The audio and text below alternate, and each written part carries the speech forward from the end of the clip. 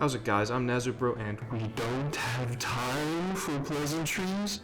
Seriously, we just don't have time, and it's for two reasons. Number one, I'm actually recording this from underneath a blanket to try to make my audio sound better. And I live in Florida, and it's hot as hell, and I'm gonna start sweating soon. Reason number two, we have a release date for The War Within, and it's soon. And I mean very soon. On the 9th, Xbox hosted their E3 season, but not E3 anymore showcase, and showed off a ton of trailers. And world premieres. And while watching, I was curious if they would talk about WoW, since us Blizzard game enjoyers are now all Microsoft gamers. And they definitely did talk about Blizzard games. For WoW, we got this new trailer with the release date for The War Within as August 26th, which is very close, barely 2 months away. And with it being just barely over 2 months away, that has to mean that pre-patch is right around the corner. The World Soul Saga is about to start, so let's break down the timings of everything. Blizz put out this roadmap with the reveal of the release date, but it lacks the detail of something like the previous one they put out for Dragonflight. As we know, Blizz is adopting a really annoying practice and giving players who fork out extra cash on the large edition of the game a few days early access. According to this roadmap, early access is due to begin on the 22nd at 3 p.m. Pacific time. For myself on the East Coast, that's a pretty cozy 6 p.m. Hopefully I'll be off work by then. Now I do believe this is a worldwide release, so most of the world will have access on the 23rd instead, so I encourage all of you to do some time zone conversions to double check what time things go live in your region. Basically though, if you're in Europe, you lose, sorry guys. But if you're an Aussie, you win once again. Have fun with a full day of play. We can also see that Season 1 begins on September 1st, so the grind will begin in earnest a week after the official launch. This roadmap also curiously leaves out any mention of pre-patch, so we'll have to do some guesswork of our own. If we're to go by previous pre-patch releases, then the most likely time period is sometime a bit later in July. For example, Dragonflight released on November 28th, and its pre-patch, or the first stage of it anyway, launched on October 25th. So my money for pre-patch is on July 23rd-ish. We'll check in later to see if this is accurate once we have an official date. No news on whether the pre-patch will also be done in stages like the Dragonflight one, but besides the usual pre-patch offerings, like your class and system updates, what else will be on offer? Well, no new class to get stuck into this time, and the Earthen only unlock after completing the campaign in Khazalgar, so no rolling Earthen alts this time either. However, we should be getting some stuff that changes the game forever. Before we get started, I just want to point out, still no War Within login screen. I like the login screen updates, so I'm hoping for a new one in a new build of the PTR or beta soon. Anyways, what is actually in the PTR and beta? For one, there's a whole lot of changes to Flight. Dragon Riding is being rebranded into the more universal Sky Riding. Funny how they've been calling it Dynamic Flight for months now. I guess they probably didn't settle on an official name until quite a bit later into development. Skyriding itself also unlocks at level 20 now, instead of 60 once you pick up the quest to go to the Dragon Isles. It will be incomplete once you hit 20 on a fresh ult, but it will level up passively as you do. No need to manually unlock those nodes anymore, and all but one of the choice nodes are gone. The only currently existing choice node on the PTR and beta is actually just the ability to carry a friend with you while skyriding. The glyphs that give you the talent points for dragon riding today will just become a collectible for achievements, with new ones being available to find in Khazalgar as well. Also, toggling between your skyriding and steady flight, or as a lot of people have come to call it, TBC flying, is as easy as hitting a button within your mount collection page. This allows you to easily swap from your classic 310% flight 420%?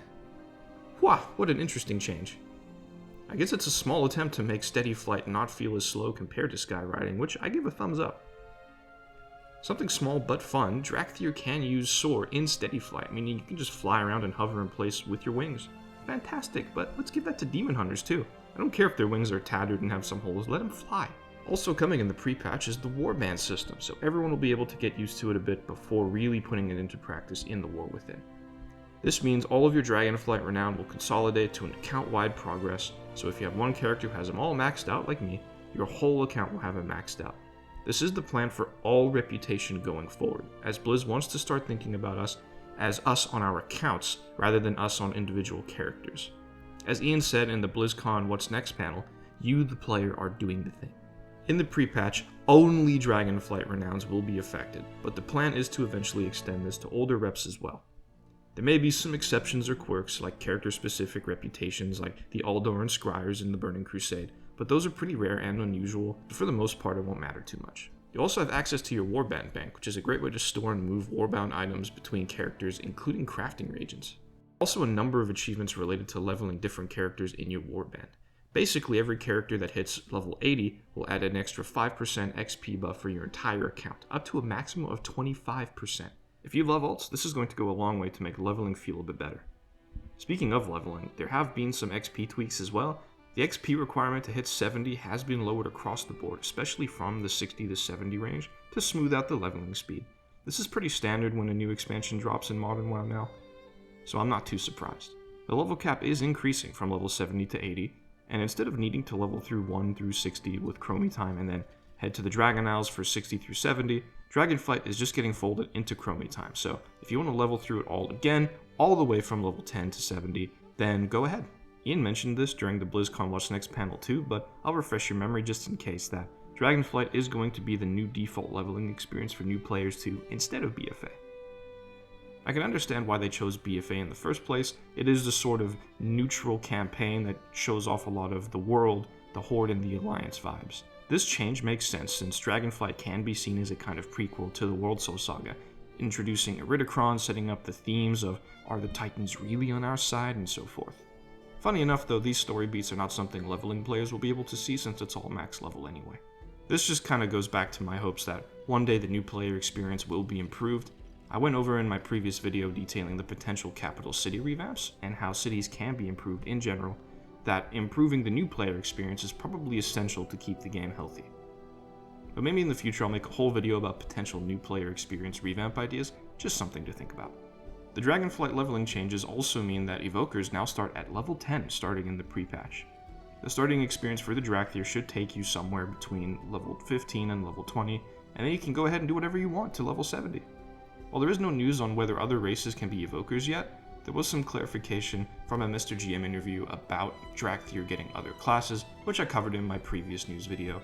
In short, not yet, but it will happen, and probably in one of the earlier War Within patches, according to Ian. Please go check out that Mr. GM video for more info to support him. One last bit of discussion regarding the pre-patch is that pre-expansion event. It's not too dissimilar to ones we've previously had. Travel to an active zone, blow up some baddies, get some sweet loot and XP for lower level ults. Here's the breakdown. The pre-patch event, Radiant Echoes, is based out of the Legion Dalaran in the Broken Isles. It acts as a sort of hub that can send you to the different zones that spawn Radiant Echoes, which is an improvement over the Dragonflight pre-patch event where you just had to manually travel to each zone. In the portal room at the center of Dalaran, you'll see portals to each of the zones, with the active one all activated with blue and gold Azeroth energy color. You can also look at the world map to tell you which zone is active. When you arrive at the active zone, you'll see an NPC quest giver of the same color that will give you a daily for a big chunk of residual memories, the pre-patch event currency. When the event begins in a zone, your first objective is to pump some deeps into this massive glob of unformed memory, as it spawns a ton of adds in the meantime. Once it's defeated, you'll see the orbs appear on your screen, indicating 6 objectives around the zone to complete. Once those 6 objectives are done, the boss spawns, which will then give you a bunch of residual memories, of course coupled with the daily completion, and it's a heap of the stuff. Just like usual, we have catch-up gear, some pets, bags, a ring heirloom that will require some grinding to score. I don't actually know how good this event is regarding ult XP. I went ahead and did some stuff with a fresh warrior, and it didn't feel like it was getting good XP from just killing mobs, but maybe I was looking at it all wrong. I can see if I can try to figure it out. Alright, let's cover some other news next. Following that release date announcement, Blizz put up this amazing deal on their store. For $25 you can get the whole game and 2 whole months of game time, which basically leads right up to when we'll probably get pre-patch. If you're a lapsed player or a new one looking to hop into the game, you can't beat this deal, to be honest. This reminds me of when the Warcraft movie was in theaters years ago, which is when I personally sunk my teeth into the game. With my movie ticket, there was a code that gave all the expansions, which was up to Warlords of Draenor at the time, and I believe 30 days of game time? I don't remember if it was 30 or 60. After the movie ticket and the snacks that I definitely got at the concession stand, probably adds up to about the same amount as this new deal. Pretty sweet. Raid testing for Nerebar Palace also started this week and will continue through the next couple weeks. All bosses will be testable, except for the final boss, Queen Ansurek. I approve of the fact that the final boss is being hidden, and I would rather the important story bits including boss fights were never testable at all, but I guess it is helpful for tuning. I'm not a heroic or mythic raider myself, so I wouldn't be able to provide any useful feedback anyways. There was a whole lot of Mythic Plus dungeon drama this week regarding the new affixes revealed to be coming in the War Within. In short, it's 4 different affixes that buff trash mobs, categorizing as those with and without mana bars, while also making them susceptible to different damage types. In theory, it's supposed to be a passive rotation that can vary the gameplay a bit without being too intrusive. From my understanding though, this didn't go over well with the community, unfortunately, as many pointed out that some classes, like Warlock, have an extreme advantage over others, like Mage, especially Arcane Mage, with increased arcane damage being on only one of the rotating affixes, while Warlocks can just dip into all of them with their chaos damage since it counts as everything. I actually like the idea of different damage types maybe being more useful over others for specific situations, but with how esportsy the dungeon game has become, perceived unfairness due to something being a bit more useful than others is almost never well received these days. Remember the God comp? It's a tough balancing act trying to keep the game somewhere between an RPG video game and a competitive leaderboard video game. The good old Game 1 versus Game 2 argument. Hopefully Blizzard can find a way to make something like this work. Blizz has also decided to tackle the most popular class in the game, Hunter, for some long overdue reworks. Hunter has generally been very simple to play, which probably does contribute to its popularity, though not as much as being able to run around with some friends all the time. These changes are live on the beta currently in an unfinished state, and while the experts chew on these changes, Blizz hopes the feedback will allow them to eliminate the imbalance within the trees or talents that feel required over others. I'm sure we'll see some great feedback in the coming weeks. Alright, Pandaria Remix next. This experimental mode has been hotfixed and iterated, it seems, pretty much every week since it launched. And this week was no different. Although, this week did see a very significant change. Blizz implemented a brand new buff for all remix characters called Time Runner's Mastery, which is a huge bronze and spools acquisition buff. All bronze acquisition from caches has been increased by a whopping 100%, while all spools are increased by 200%. I went a bit hard right at the beginning of Remix to get all the new mount recolors, achievement rewards, and class ensembles, but I've been taking a bit of a break since I obtained all those things, but with this new buff, I'll probably hop back in and grab some of the rare mount drops for my collection. Great news for those trying to get literally everything, the lunatics. One last thing for the news of this episode, we have another well-established, well-known face at Blizzard leaving the company. Senior Vice President and General Manager of the Warcraft franchise, John Haidt, has announced his departure from Blizzard and leaves with only good feelings and memories. No updates on what kind of opportunities he may be pursuing, but good luck to him, and I hope things work out.